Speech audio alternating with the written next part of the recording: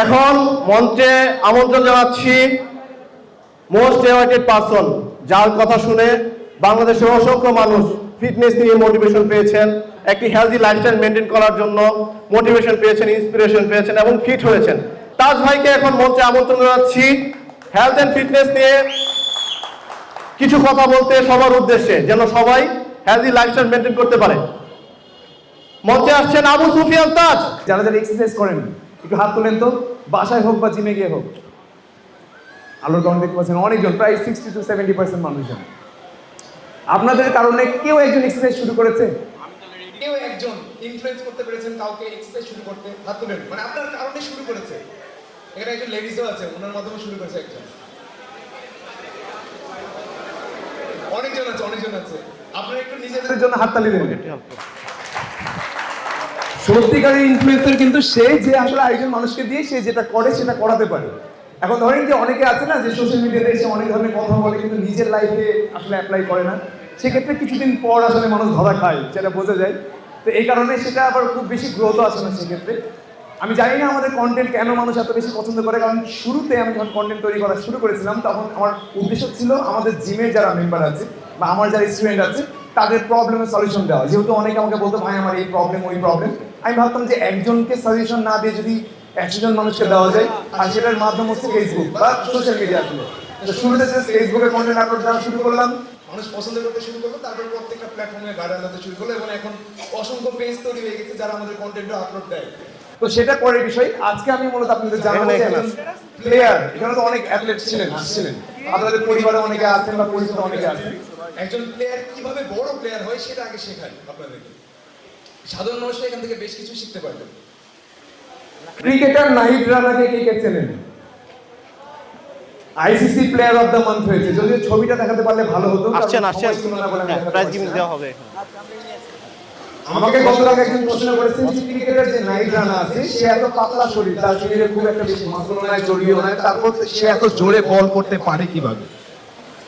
অধিকাংশ মানুষ অনেকে মনে করে যে যে যত বেশি মাসকুলার হবে, সাইজে বড় হবে, তার শরীরে মনে হয় তত বেশি শক্তি হবে, কিন্তু আসলে শক্তিটা নির্ভর করে আমাদের লিগামেন্ট এবং টেন্ডনের পাওয়ারের উপরে। মাসলের তুলনায় অনেকটা বেশি লিগামেন্ট এবং টেন্ডন যার মজবুত হবে সে ব্যক্তির শরীরে শক্তি বেশি হবে। কারণ লিগামেন্ট কি, টেন্ডন কি? আমাদের হাড় তো চিনেন, হাড্ডি তো চিনেন। একটা হাড্ডির সাথে আরেকটা হাড্ডি যুক্ত থাকে লিগামেন্টের মাধ্যমে, বুঝতে পেরেছেন? যেমন হাঁটুতে লিগামেন্ট থাকে, উপরের হাড়ের সাথে নিচের হাড়, কোনোয় লিগামেন্ট থাকে, এরকম বিভিন্ন জায়গায় লিগামেন্ট থাকে। একটা হাড়ের সাথে আরেকটা হাড় যুক্ত থাকে লিগামেন্টের মাধ্যমে। এবং টেন্ডন হচ্ছে মাংসপেশি যেটা আছে আমাদের সলিড মাংসপেশি, হাড়ের সাথে মাংসপেশি যুক্ত থাকে আর টেন্ডনের মাধ্যমে। এই দুইটা যে ব্যক্তি মজবুত করে ফেলবে সে ব্যক্তি যে কোনো নিজের থেকে বড় যে কোনো ব্যক্তিকেই শক্তিতে পাওয়ারে হারিয়ে দিতে পারবে, যেটা আমরা আর্ম রেসলিংয়ে দেখি। পাঞ্জা খেলা দেখেছেন না অনেকে? কে চেনেন আর্ম রেসলিং? কে দেখেছেন জীবনে একবার হলো, টিভিতে হোক বা সরাসরি হোক? মোটামুটি সবাই দেখেছেন। আর্ম রেসলিং আপনারা দেখেছেন না? পাতলা পাতলা ছেলে পেলে বড় বড় মাস্কুলার বডি বিল্ডারকে হারায় দেয় অনেক সময়। রিজনটা কি? টেন্ডনের ট্রেনিং করে। বিভিন্ন টেকনিকও আছে কিন্তু তাদের টেন্ডন এবং লিগামেন্ট অনেক বেশি মজবুত। এখন আমরা অনেক সময় দেখেছি যেমন আমরা নাহিদ রানাকে দেখছি, অনেক হাইপ উঠেছে। বাংলাদেশের এখন অন্যতম, বিশ্বের এখন অন্যতম সেরা ফাস্ট বলার সে। র্যাঙ্কিং এ যদিও মনে হয় 10 এর ভিতরে ঢুকবে, 11-12তে আছে। কিন্তু আগামী এক বছর যদি সেম ফর্ম থাকে তাহলে নিশ্চিত থাকেন সে টপ 3 জনের ভিতরে একজন হবে ফাস্ট বলারের ক্ষেত্রে। কিন্তু সে কত বড় প্লেয়ার হবে সেটা নির্ভর করবে সে কতদিন ইনজুরি মুক্ত থাকছে। আমরা তো মুস্তাফিজুরকে দেখেছি, কি অসাধারণ তার ডেবিউট ছিল, সবাই পাগল হয়ে গেছিল, এক ধরনের তার বোলিং এর ফ্যান ছিল, আমিও ছিলাম। কিন্তু মাঝখানে সেই ইনজুরিটা অনেক কিন্তু ক্যারিয়ারে পিছিয়ে পড়েছিল এবং পরবর্তীতে সে প্রপারলি রিকভারও করতে পারেনি। এখন পেরেছে হয়তো বা কিছুটা, কিন্তু যদি তার ইনজুরি না হতো তাহলে তার ক্যারিয়ারটা কোথায় থাকতো তাহলে চিন্তা করো।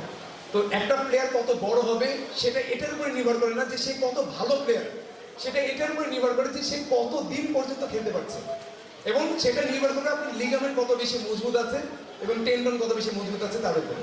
এই কারণে আমরা জিমে গিয়ে বা বাসায় গিয়ে শুধুমাত্র মাসেল বানানো বা চর্বি কমানো এটারই ব্যায়াম করবো না, এর পাশাপাশি লিগামেন্ট এবং টেন্ডন মজবুত করারও ব্যায়াম করবো। যারা প্রফেশনাল অ্যাথলেট হতে চান তাদের কথা বলছি, এবং সাধারণ মানুষের ক্ষেত্রে লিগামেন্ট মজবুত করাটা খুবই জরুরি। কারণ আমি আপনাদের বলি কিভাবে লিগামেন্ট এবং টেন্ডন মজবুত করবে। একটা ব্যায়াম হচ্ছে ডেড হ্যাং, যেটা হচ্ছে ওই যে আমরা দেখি না ঝুলে থাকে অনেকে রিং এর ভিতরে বা পুল আপসে।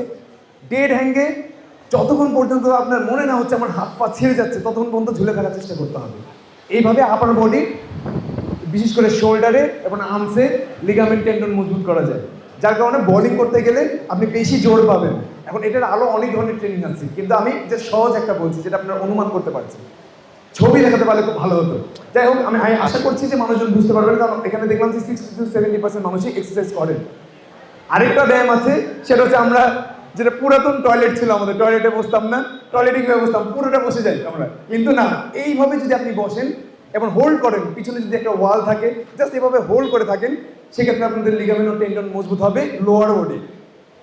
তো প্র্যাকটিস করতে হবে এগুলো, বিশেষ করে যারা খেলোয়াড় আছেন। শুধুমাত্র জিমে গিয়ে ফ্যাট লস করা বা মাসল বানানোর চেষ্টা করলে হবে না, টেন্ডন এবং লিগামেন্টের প্র্যাকটিসও করতে হবে। এর সাথে নিউরোমাসকুলার এফিসিয়েন্সিও আছে। এগুলো কঠিন বিষয়, সাধারণ মানুষের ক্ষেত্রে বোঝা কঠিন, যারা খেলোয়াড় হতে চান তাদের ক্ষেত্রে এটা বোঝা সহজ। বেশ কিছু এক্সারসাইজ করে বা ফিজিক্যাল মুভমেন্ট করে এগুলো মজবুত করা যায়। আর এগুলো মজবুত হলে একজন ব্যক্তি দীর্ঘদিন কন্টিনিউ করতে পারে তার ক্যারিয়ার। তো যে ব্যক্তি যতই ভালো প্লেয়ার হোক, সে যদি তার ইনজুরি মুক্ত না রাখতে না পারে নিজেকে, সেক্ষেত্রে তার ক্যারিয়ার বড় হবে না, সেটা কোয়ালিটি প্লেয়ার হোক, ক্রিকেটার হোক, ফুটবলার হোক, যেই হোক, যার কারণে আমাদের মুশফিকুর রহিম এখনো খুব ভালো মতো খেলে যাচ্ছে। Virat Kohli, Cristiano Ronaldo, Messi কেন খেলতে পারছে? একটা বয়স হয়ে গেছে কিন্তু তাদের মোটামুটি 30 প্লাস, সবাই 35 প্লাস, 38 সার্টিফিকেট অনুযায়ী তো আরো বেশি হতে পারে। তারপরে তারা একদম সুস্থভাবে খেলে যাচ্ছে। রিজাল্ট হচ্ছে তারা খুব বেশি তাদের লিগামেন্ট এবং টেন্ডনকে ট্রেন করে, যেটা আমরা দেখতে পাই না হয়তো বা, কারণ সবাই তো ভিডিও তৈরি করে না।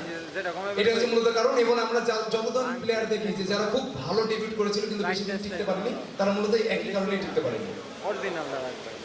এখন আপনাদের বলি যে অনেকে তো মনে করে যে ফিটনেস মানে হলো যে সিক্স প্যাক অ্যাবস থাকা লাগবে, অথবা একদম শেডেড বডি হওয়া লাগবে, অথবা একদম ফিট হতে হবে, একদম তার ওজন একদম আইডিয়াল থাকবে।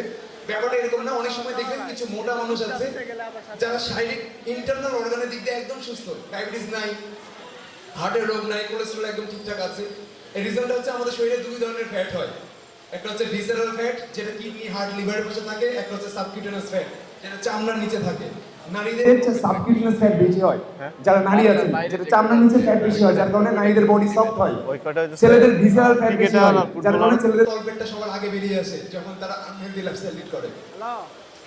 সাবকিউটেনাস ফ্যাট নারীদের বেশি হয় বলে কোনো নারীকে দেখবেন না যে 30 বছর বয়সে হার্ট অ্যাটাক করে, কিন্তু পুরুষের ভিসেরাল ফ্যাট হয় বলে 20-25 বছর বয়সে পুরুষ হার্ট অ্যাটাক করে। দেখেছেন হয়তো, কেউ দেখেছেন আপনাদের আশেপাশে পরিচিত যে 30 বছর বা 35 বছর বয়সে হার্ট অ্যাটাক করেছে? আছে কেউ? হাত তুলেন দেখতে। এরকম একজন নারী দেখেছেন যে 30-35 বছর বয়সে হার্ট অ্যাটাক করেছে আপনাদের আশেপাশে? নারীর কথা বলছি। খুব একটা পাবেন না, খুব রেয়ার। রিজনটা এটাই, ভিসেরাল ফ্যাট আর সাবকিউটেনাস ফ্যাট। কারণ আমাদের তলপেটের পাশে যে চর্বিগুলো জমে, এগুলো কমানোর জন্য আমাদেরকে মুভমেন্ট করতে হবে। উপরে চামড়ার পাশে চর্বি থাকাটা সমস্যা না, কিন্তু ইন্টারনাল অর্গান যদি আপনার ক্ষতিগ্রস্ত হয়, কোনো লাভ নাই আসলে। বেশি কথা বাড়াবো না, জাস্ট কয়েকটা মোটিভেশন দিয়ে আপনাদেরকে আরেক কয়েকটা কথা বলি। সব থেকে বেশি ফিট মানুষ কারা? মানে দুনিয়ার কথা বলছি, এখানে না, দুনিয়াতে সব থেকে বেশি ফিট মানুষ হচ্ছে, যেটা দেখা গেছে রিসার্চ করে, যারা কাঠ কাটে জঙ্গলে গিয়ে। এই পর্যন্ত পাওয়া দুনিয়াতে সব থেকে বেশি টেস্টোস্টেরন তাদের ছিল, কাঠুরে। বর্তমানে কাঠুরে দেখা যায় না, কারণ এখন গাছ কাটা নিষিদ্ধ। আর আমি বলছিলাম না যে গাছ কাটেন টেস্টোস্টেরন বাড়ানোর জন্য। কাঠুরে কি করতো? ফুল ইন্টেন্সিটির সাথে বেশ কয়েকটা সময়ের জন্য, ধরেন 1 থেকে 1.5 মিনিটের জন্য নিজের শরীরের সর্বোচ্চ শক্তি ব্যবহার করে গাছটাকে কাটার চেষ্টা করতো। ওটা আপনারা যে কোনো ব্যায়াম করেও করতে পারবেন। যদি আপনি নিজের শরীরের সর্বোচ্চ শক্তি ব্যবহার করে দৌড়ানোর চেষ্টা করেন, সেক্ষেত্রেও টেস্টোস্টেরন বুস্ট হবে। যদি নিজের শরীরের সর্বোচ্চ শক্তি ব্যবহার করে সুইমিং করার চেষ্টা করেন, অর্থাৎ সাঁতার কাটার চেষ্টা করেন, সেক্ষেত্রেও টেস্টোস্টেরন বেড়ে যাবে। এবং নিজের শরীরের সর্বোচ্চ শক্তি ব্যয় করে যদি কোনো একটা ভার উত্তোলন করার চেষ্টা করেন, সেক্ষেত্রেও টেস্টোস্টেরন বিল্ড হবে। এই কাঠুরে কি করতো? রেগুলার বেসিসে জীবিকা নির্বাহের জন্য ওই একই কাজটা করে। তারা জানেও না যে এই কাজটা তাদের টেস্টোস্টেরনটাকে বাড়ায় দেয়। দুনিয়াতে যত ধরনের খেলোয়াড় আছে, সেটা ফুটবলার হোক, ক্রিকেটার হোক, একজন জিমের বডি বিল্ডার হোক, পাওয়ার লিফটার হোক, যে কোনো ধরনের খেলোয়াড়ের থেকে প্রায় 25% বেশি দেখা গেছে একজন কাঠুরের টেস্টোস্টেরন লেভেল। অর্থাৎ সে হচ্ছে দুনিয়ার সেরা ফিটনেসধারী একজন মানুষ। সেকেন্ডে কারা আসে?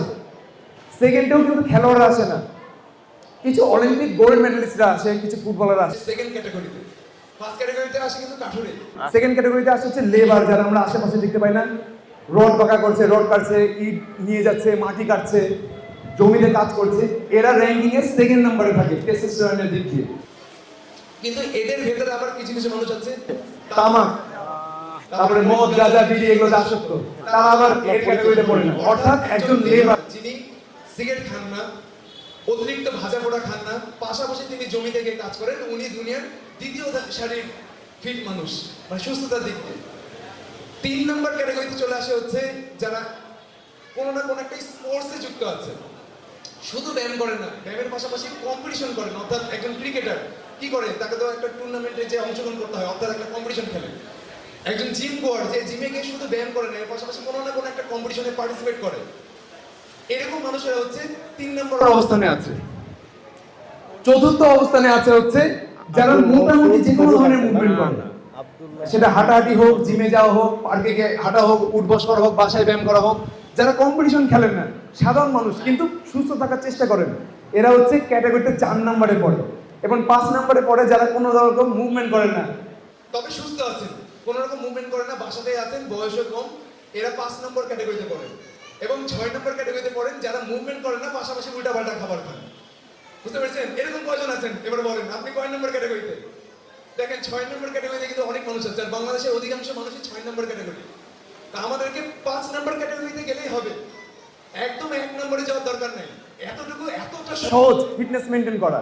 যদি আমরা জাস্ট নর্মাল বাসা বাড়িতে একটু উঠবস করি, পার্কে যাই, হাঁটাহাঁটি করি এবং কিছুটা খাদ্য মেনটেন করি, এমন না যে আমাদেরকে 6 দিন 7 দিনই করতে হবে সপ্তাহে।